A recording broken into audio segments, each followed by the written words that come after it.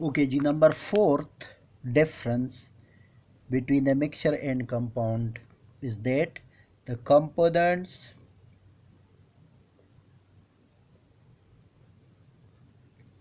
of the compound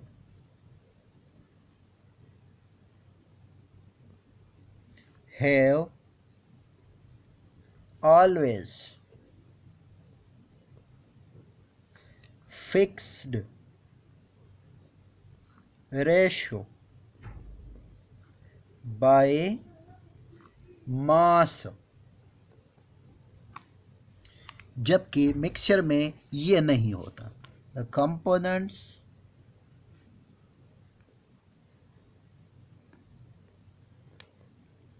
of the mixture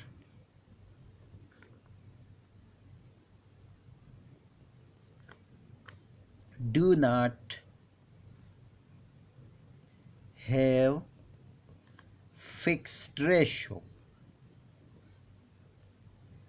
इसका मतलब क्या हुआ, एग्जाम्पल के ज़रिए मैं आपको समझाता हूँ. H2O ये एक कंपाउंड है, हाइड्रोजन का एटॉमिक मास है 1, नंबर ऑफ एटम्स कितने हैं 2. रेशो ऑक्सीजन का एटॉमिक मास है 16, नंबर ऑफ एटम्स कितने हैं 1, तो मल्टीप्लाई बाय 1, तो ये आ गया 2:16, 2:16. इसको सिंप्लीफाई कर दे तो ये आ जाएगा 1:8. ये हमेशा हाइड्रोजन और ऑक्सीजन इस रेशो में मिलेंगे और H2O बनाएंगे. हाइड्रोजन के 2 एटम, ऑक्सीजन का 1 एटम हमेशा मिलेगा, H2O का 1 मॉलिक्यूल बनाएगा. या हम इस तरह कह सकते हैं कि 1 ग्राम अगर हाइड्रोजन है तो 8 ग्राम ऑक्सीजन लेना पड़ेगा, तो ये H2O बन जाएगा. तो ये फिक्स्ड रेशो है. जबकि आप जितना मर्ज़ी साल्ट ले ले, जितना मर्ज़ी आप शुगर ले ले, जितना मर्ज़ी आप ले ले ये सैंड, तो मिक्सचर आप इसको मिला ले तो मिक्सचर ही बनेगा, इसमें कोई फिक्स्ड रेशो नहीं होती. नंबर 5 आपके पास जो है डिफरेंस कि compound is represented by chemical formula. जिस तरह हम कहते हैं H2O NaCl, ये फार्मूला है, जबकि मिक्सचर जो है इसका कोई फार्मूला नहीं होता.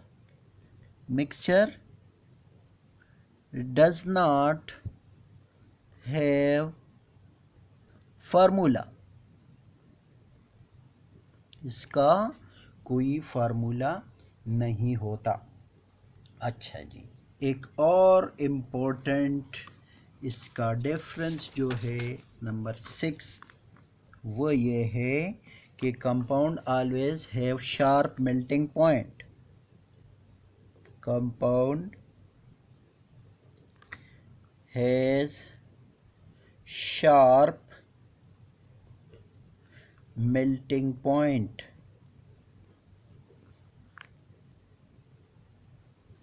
जबकि mixture does not have sharp melting point.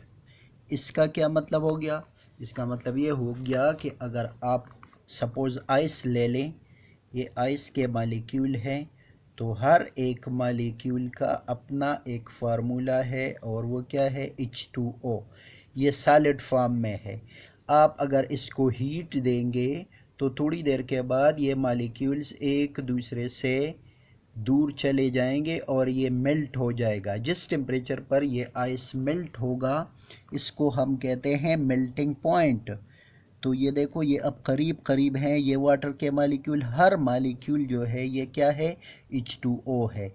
तो ये कंपाउंड है. इसको अगर हम हीट दें थोड़ा सा, ये सपोज़ इसका टेम्परेचर है इस आइस का -10 डिग्री C, इसको हीट दो तो ये आ जाएगा -9 डिग्री सी, फिर -8 डिग्री सी,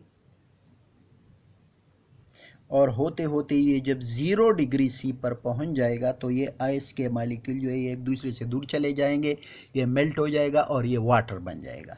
तो देखो जब हम हीट देते हैं तो हर मॉलिक्यूल को, इसमें चूंकि एक आर्डर है इन मॉलिक्यूलों में और हर मॉलिक्यूल H2O है, तो हर मॉलिक्यूल को यकसा हीट पहुंचेगा क्योंकि आर्डर है, एक तरतीब से ये पड़े हैं और ये कंपाउंड है।